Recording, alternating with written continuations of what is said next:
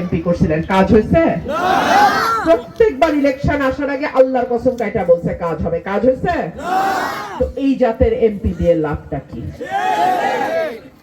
এই জাতের অভিভাবক দিয়ে লাভটা কি? কবর পর্যন্ত গেছে, নিজের গ্রাম পরমানন্দপুরের উপরে এখনো রাস্তা হয় নাই।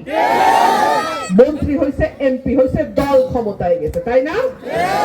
সুতরাং যারা কাজ করে তারা কসম কাটে না, আর যারা প্রত্যেক ইলেকশনের আগে আগে আইসা কসম কাটে তারা কাজ করে না। আমি খালি একটা কথা বলে দিয়ে যাই, আমি যদি এই রাস্তার উন্নয়ন করতে না পারি, আমি 5 বছর পর আপনার দরজায় এসে ভোট চাবো না। আমি যদি কাজ করতে পারি তাইলেই আমাকে ভোট দেবেন, কাজ না করতে পারলে আল্লাহর রাস্তায় আমাকে ভোট দেবেন না। আমি আপনার কাছে আসবো না ভোট চাইতে।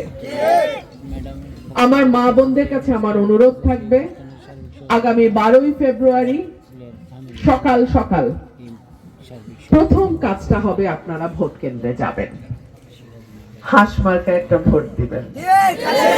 আর আমার ভাইদের কাছে আমার অনুরোধ, 11 তারিখ বিকাল থেকে 12 তারিখ রাত পর্যন্ত ভোট শেষ হবে, গণনা হবে, সই হবে, ঘোষণা হবে, তারপরে কেন্দ্র ছাড়বেন। ঠিক আছে?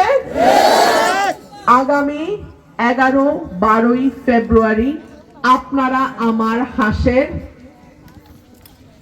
পাহারাদার।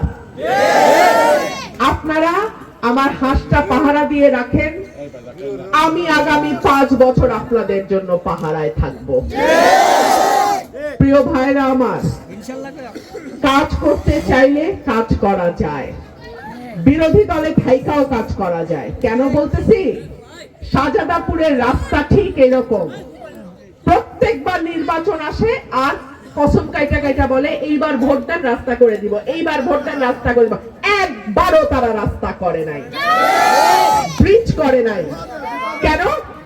কারণ ওই যে আবার 5 বছর পর ওইটা দেখায় দেখায় ভোট নিবে। আমার এইটা আমি না। আমি যখন মহিলা সংরক্ষিত এমপি ছিলাম, শাহজাদাপুর গেছি, আমি বলেছি ব্রিজ আমি করে দেব।